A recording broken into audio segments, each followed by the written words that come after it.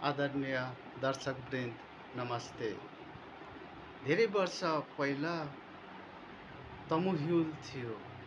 तमुहुलको आफ्नै वेशभूषा, भाषा, परम्परा, संस्कार, संस्कृति थियो। जुन तमुहुल काली गण्डकी र बुढी गण्डकीको बीचको भूगोललाई नै तमुहुल भनिन्थ्यो। जुन तमुहुलमा तमुहुलको तमुनासाहरूमा तमुकी बोल्ने गर्दथ्यो र त्यो तमुकीहरू अहिलेसम्म पनि तमुनासाहरूमा बोल्ने गर्छ र त्यही तमुनासाहरूको केही तमुकीहरू मैले सिकाउन गइरहेको छु। यो मेरो प्रयास हो।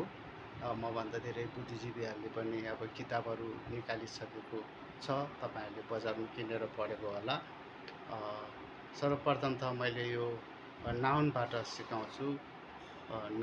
अब भाषै जान्नको लागि त अब अलिकति ग्रामर त जान्नै पर्छ। जस्तै noun, adjective, verb, adverb, preposition, conjunction, interjection, हैन, यी सबै आउनै पर्छ। यो फेरि यही जानिहाल्नुपर्छ भनेर त्यस्तो अप्ठ्यारो नलिनु होला। एकदम सजिलो छ गुरुङ भाषा सिक्नलाई है। त्यसकारण म थोरै प्रोनाउन्सिएसन गरिदिन्छु। तपाईँले भिडियोमा सुनेर बुझ्ने कोसिस गर्नु होला। अब नाउनहरूबाट सुरु गर्छु। स, माटो, माटोलाई अब स भन्छ। स, माटो। योपा, ढुङ्गा। धी, घर। क्यु, पानी।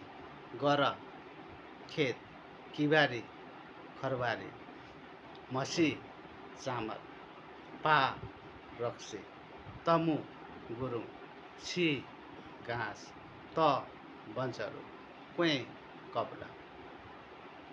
यति मात्र मैले चाहिँ अहिले नाउनको विषयमा भनिदिएको छु।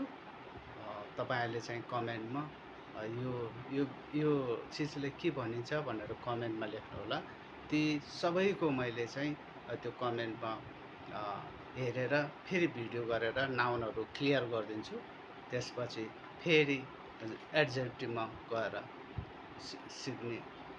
सिक्ने जमर्को हामीले गर्नुपर्छ र यसरी अगाडि जान सकिन्छ।